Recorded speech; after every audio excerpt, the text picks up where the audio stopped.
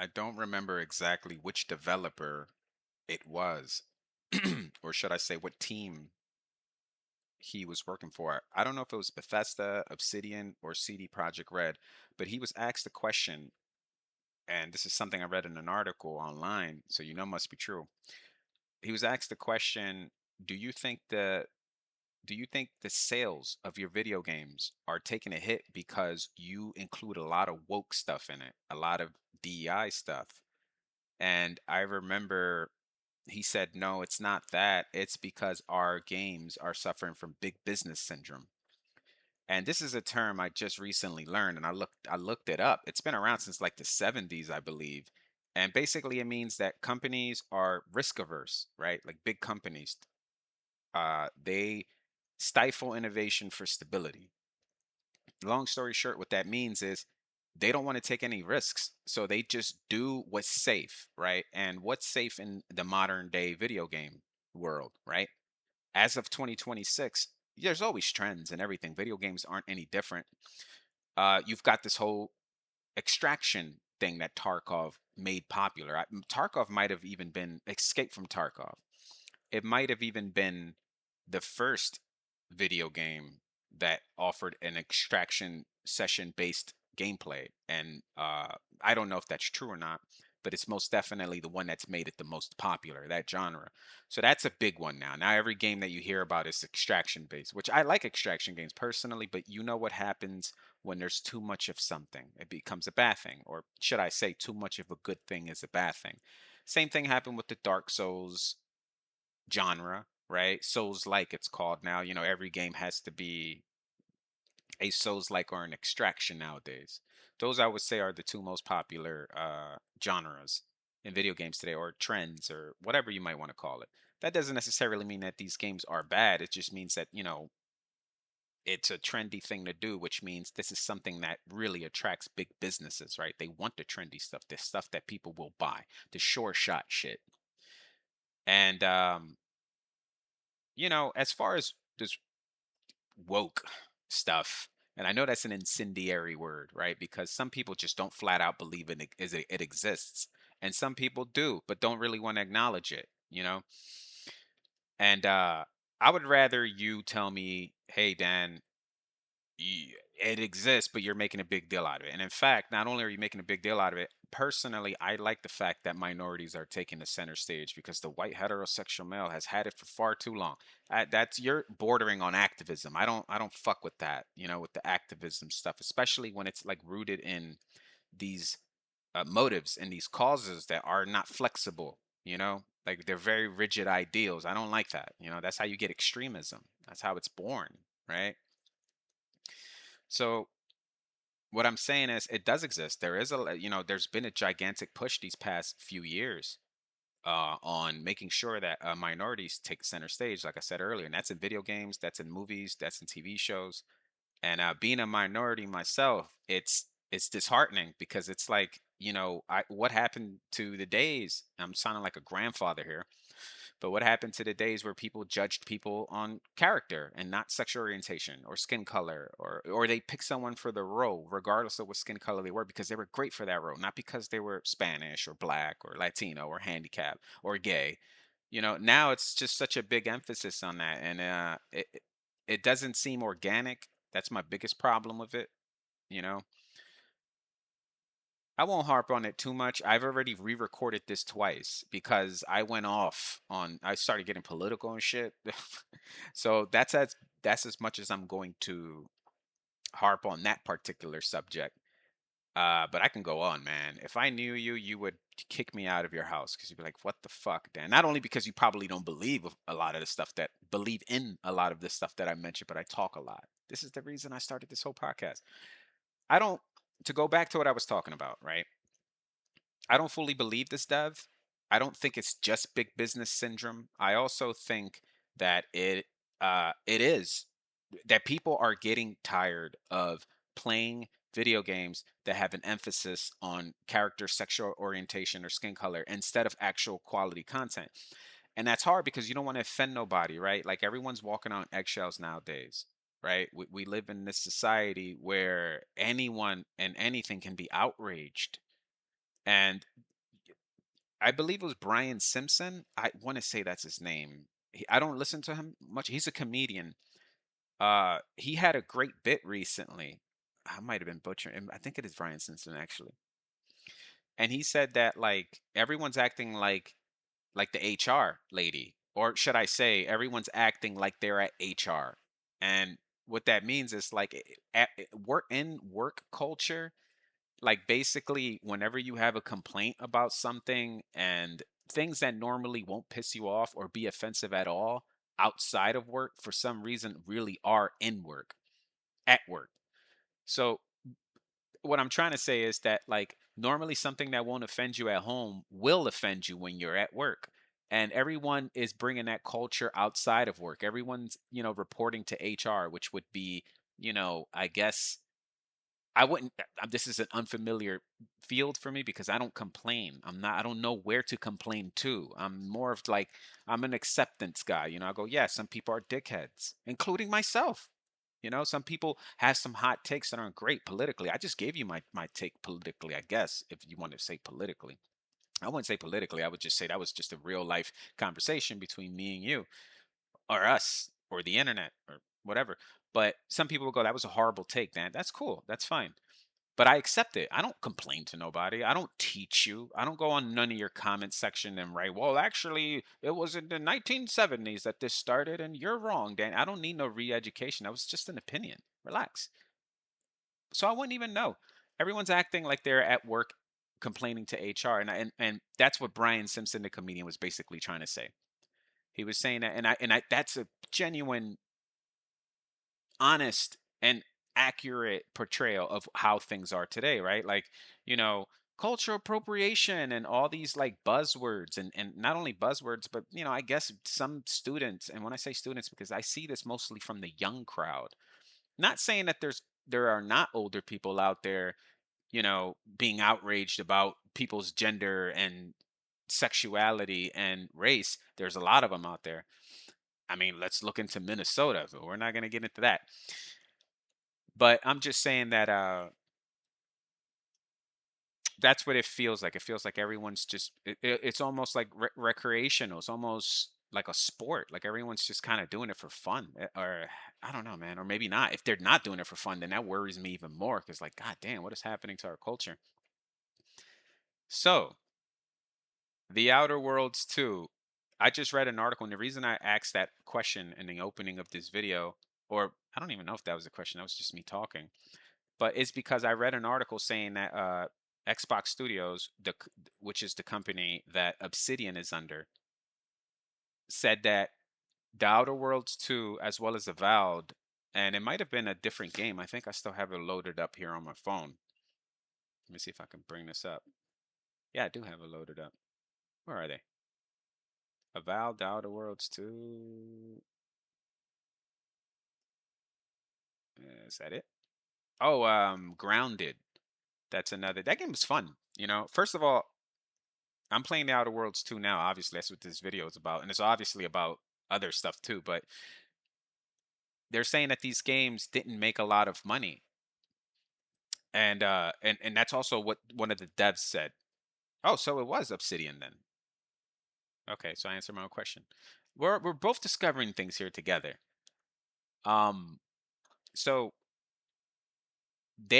one of the developers said that these games, Avowed, The Outer Worlds 2, as well as Grounded, they weren't big hits. They didn't make a lot of money. He went on to say that they weren't failures. They're like, oh, basically like, why didn't these sell as much as we projected? I'm assuming, so they did well, but they didn't do enough to like, be like, hey, this was a smash hit. This was just, kind of like a lukewarm reception. And as a company, you want to, Xbox Studios has a lot of other companies under it. I believe Bethesda's also under there. So, you want to be a hard hitter. You want to bring your company money. So, if you keep launching lukewarm stuff, eventually people are going to go like, is it viable for us to continue our relationship, our partnership here? Because, you're not, we want people to give us smash hits. And I think of Starfield, right? And how it wasn't a bad game. I'm going to maintain that. I don't care what anyone says. Starfield was not a bad game. It's just it was a bad Bethesda title. You know, it was standing on the shoulders of giants, or at least it was supposed to. Like, you've got Bethesda Studios who make iconic games, not classic. They surpass that. They're iconic games like, Morrowind, Oblivion, not counting the remake. Fuck that thing. And Skyrim, of course, Skyrim. How can I forget that? These games, they just withstand the test of time, and they're iconic. And then Starfield comes out, and it's like, if a different. I said this to a coworker the other day. I said if Starfield was made by a different developer, it wouldn't have had as much of a bad reception. I really think most people would have been like, "This is crazy," and then you would have had those that've been like, "Bethesda should learn from this," which is ironic, right? Because Bethesda was the ones who made it. I'm just talking like I'm in an alternate universe here. But if it would have been made by some up and coming company or even a different AAA company, people would have been like, "Hey man, this is actually a pretty good game."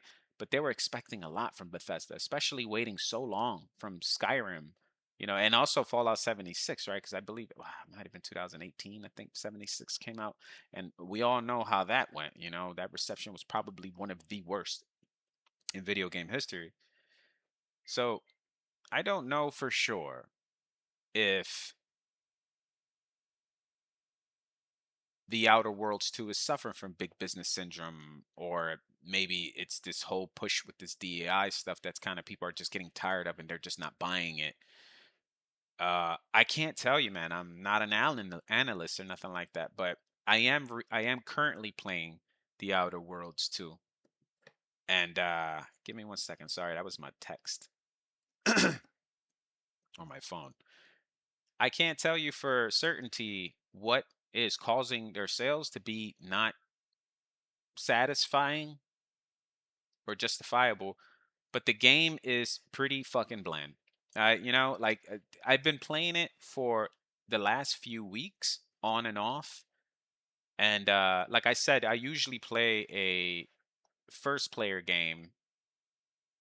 Sorry, not a first player game. I usually play a game when I have the time, like my game, my single player game. That's what I meant. Jesus, what's wrong with me?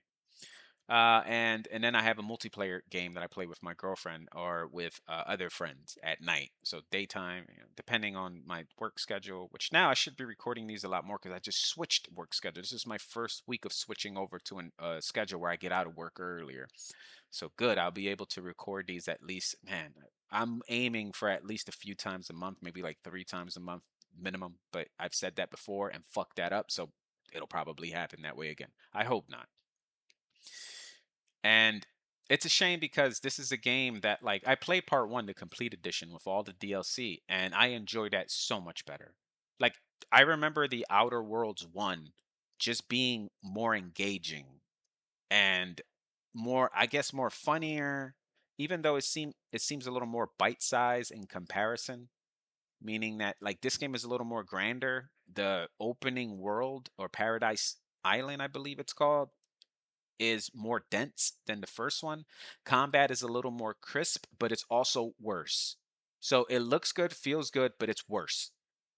And for example, that one of my biggest gripes, if not my biggest gripe so far, I got two. One being the NPCs as well as your character, and the other one being combat. And mind you, I understand someone wrote online, they said that these games aren't all about combat. It's an RPG. You also do other things. That's also a hot take that one of my friends has. He's always like, "Danny, you're always worrying about combat." And I'm like, "Bro, you literally cannot. I have to worry about combat. You can't make me seem like I'm crazy because I'm worrying about combat. Because in order for you to get from A to B, there has to be combat, right? Whether you do it stealth wise, whether you use ranged, whether you're up in their face with shotguns, whether it's melee. Like you need, in order for you to finish this game, you have to kill people. You know what I'm saying? Like you cannot advance without killing people. I don't think you can do a pacifist run in the Outer Worlds too. If you can, fucking awesome. But I don't think you can. And so Yeah, combat should be big. In this game, you can't dodge. So like if a melee guy is running towards you in the first one, the Outer Worlds one, you can just sidestep or backstep, which makes perfect sense to me, right? Like, yeah, dodge. The dude's running at you with a fucking space sledgehammer. Yeah, dodge. Part 2 completely removed that. I don't know why. I can't understand that so I'm getting smashed by these guys with sledgehammers or melee weapons of some sort because I can't dodge. Like in order for you to get out of the way, you have to either play ranged or kind of like abuse a doorway exploitation, or maybe it's not exploitation, maybe it's part of the gameplay. But you kind of just you hide behind a doorway and kind of wait for them to come out and then just blast them that way one by one. And I'm like, that's not a real strategy, right? That's kind of like an exploitation, maybe. I don't know.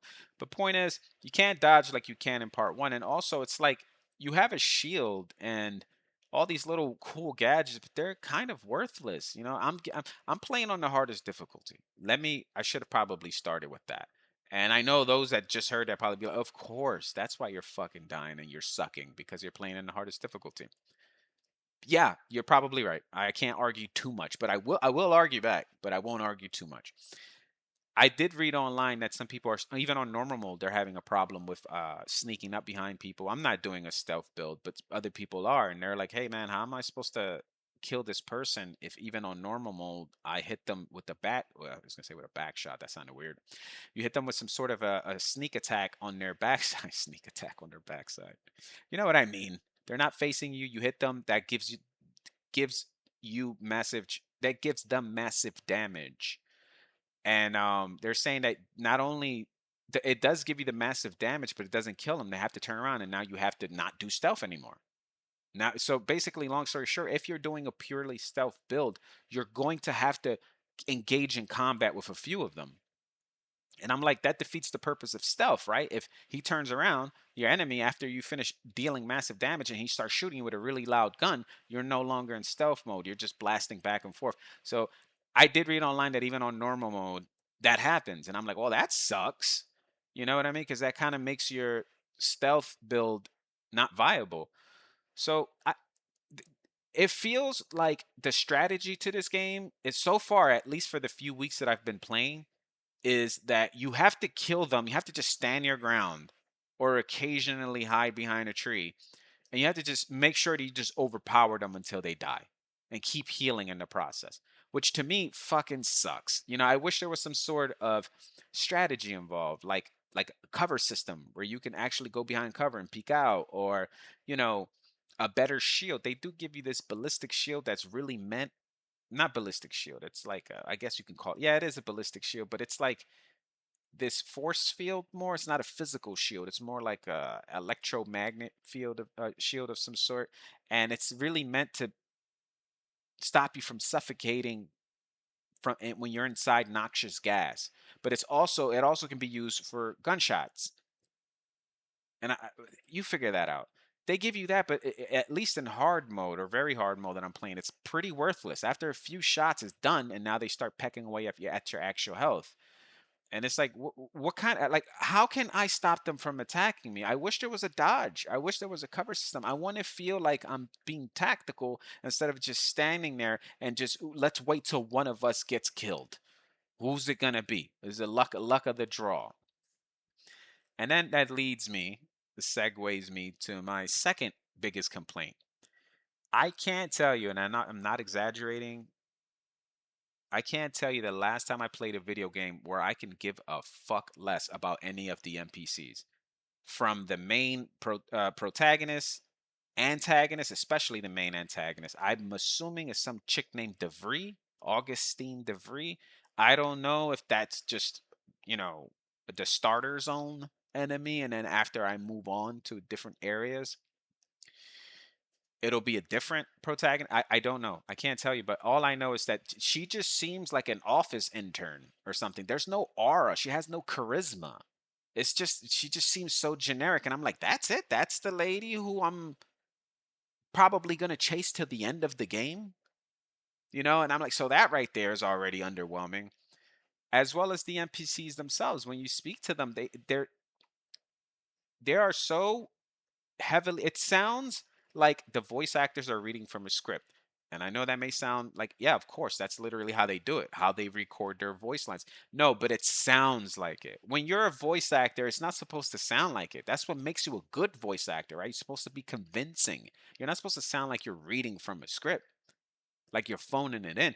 And just their sentences, they all sound like they're like verbose. There's too many words. It doesn't sound natural. It doesn't sound organic when you're speaking to them. It sounds like they're trying too hard. Like the writers were trying too hard to be funny, or too hard to be sarcastic, and it just falls flat. And it's actually kind of annoying.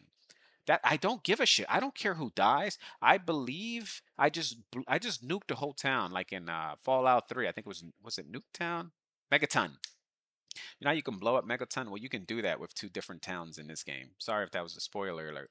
I blew up West End, right? I don't remember where the fuck West End is. I even went online and looked it up. And I was like, who lives in West End? That, obviously if I destroy, I might not be able to go back and finish those quests. Or maybe there's a cool shop there where I can buy a gun. That's no longer accessible because I just destroyed it. So I went online, which is something I normally didn't do. And I'm like, who lives in Westport, I think it's called. And it was these NPCs that I'm sure I've met, but I can't remember. I'm looking at their faces and I'm like, who? I think I met this guy. And that's not good, right? A memorable NPC, you would be like, yeah, that guy's funny as shit. Or yeah, that's the weird guy with these weird quirks. Or that's the smart guy. No, it was just like, who is this? I don't, they're all just so generic. I can't tell you who's who. So like, right there, that tells me that after a few weeks of playing this game, I could give a fuck less about the story, and that's not good. So now I'm just playing this game for pure entertainment. I'm just running around, trying my best to not die first, because that seems to be the winning strategy, and just blasting shit and just wrecking havoc, picking the wrong choices, just being a general nuisance, making my own fun. That's what's continuing me to play. That's making me continue to play the Outer Worlds too. It's not necessarily because the game is interesting or it's like beckoning me to jump into this world where there's mysteries and deep complex mechanics. It's a very bland, forgettable game. And man, I don't like talking like that about things, because this is a game that many people worked on, lots of people, and you know, I know that their goal wasn't to like, hey, let's get a team together and make a forgettable game. No one thinks like that, like, so for someone to say that about a project that so many people worked on, and I bet you there's been a lot of people in that team that are proud of this product. And I'm just like, it sucks. It sucks that I have to, you know, say that, but that is genuinely how I feel. That is a criticism. It may be harsh, but it is what it is. This game is forgettable, man. It's and it sucks because it takes a few steps, very few steps forward, but so many backwards. To the point where I said part one was better. Like significantly better. I was actually invested in the story. I was invested in the writing, even some of the characters' quests, which in this case I could give a fuck less about Niles and this other chick who's also a huntress, a Raptidon huntress. I forgot, and then the robot. you know. So yeah, it blows that I have to find my own fun in this game instead of like it being a no-brainer, like, oh yeah, I can totally see why everyone likes this game. The storyline is insane, the gameplay is insane. I think of games like Cyberpunk and Red Dead Redemption and The Witcher 3, where you're just like, you're enticed to join this world because you want to see what happens next, and you like these characters and make you laugh and you're smiling the whole time. None of that in the Outer Worlds too. So that's my opinion. I'm sure that there's a lot of people out there who would thoroughly enjoy this game, and great, man, great for you. The music is pretty dope. It reminds me a lot of New Vegas, which makes sense because New Vegas was made by Obsidian, if I recall correctly.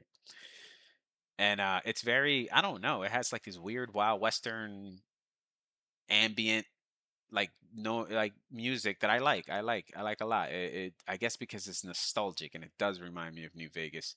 um like I said, the combat takes a step forward, but it also takes a step backwards. Like the animations feel great, the crisp, the audio for the reloading, and the little tinkering you do with a gun as you're reloading it, that feels good, you know. And then the gunshot noises, the accuracy, that all feels great, but just it all falls flat when you're in combat and you're getting blasted by two, three people, and it's like I'm using my shield quickly depleted. I'm hiding behind cover, but they got aimbot, and they really do, because they're bots and they can aim. So I mean that literally. And you're getting killed, and you're just like, I you can play this game by yourself, but it seems to me like, and oh, let me be very clear. I'm playing by myself, meaning that I don't have any companions with me. But it seems to me like they're really emphasizing companions. They're like, you need a companion in this game, especially if you're playing in the harder difficulties, because they have trauma kits, right? They're these kits that allow your teammate to res you as long as they're not dead themselves or downed themselves. Um, where was I? So I'm playing by myself. If I wasn't playing by myself, I could res up because I would hit the trauma kit. I would pick that option, get up right after I died, and now I have another chance at beating this particular boss or tough enemy that killed me, or any enemy really, because I'm playing on very hard and anyone can kill me. So I know a lot of my gripes when it comes to combat has to do with the fact that I have it on the hardest setting, but a lot of it doesn't. So, now as far as the NPCs, doesn't matter what difficulty you put it in, you're going to get bland NPCs, hugely forgettable NPCs.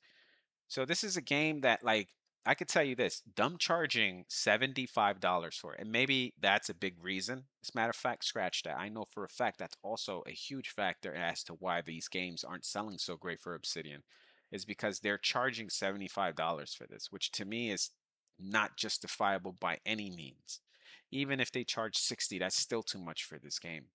I just don't feel like this is a $60 game. You know, I can't give you a price, 40, $50 maybe. I don't know. But it's 75, and I say 75 because for me, that's how much you pay after taxes. The retail price for it is 69.99. So it's like $70, we can say. And that's way too much for this game. I would be highly upset if I spent $70 for this game and I brought it home, or in this case, downloaded it, because no one brings games home anymore. We live in 2026. And I pop it in, or in this case, download it. That's how you know I'm old. And I'm playing this game, and I'm like, what is this? Like, $70 in this game is like not holding my attention for as long as it should. And for the money that you pay for it, it's pretty disappointing. All in all, I don't hate the game. It's just a solid 5 out of 10. And I'm hoping that at the next area would treat me a little better. I don't know if I'll continue this if the next area doesn't improve. And I'm trying my best to hang in there and finish this game, but I don't know if I'll be able to, man. We'll see. No, you should not pick it up. I can't recommend it unless it's on sale. If it goes on sale, I don't know if they plan any DLC for this game or not, but if they do plan any DLC, just wait even longer and get the complete edition when it's cheap. If they don't plan to do any DLC and this is the way the game is going to stay, then pick it up for like, I don't know, $30, $20. That's a good fucking deal. But for $70, man, or 75 in my case, I can't justify that price, man. Not at all. Well, I'm gonna get out of here. Sorry if I rambled on. I mean, that's kind of what this is for. It's just an excuse for me to talk shit. Talk to you guys later.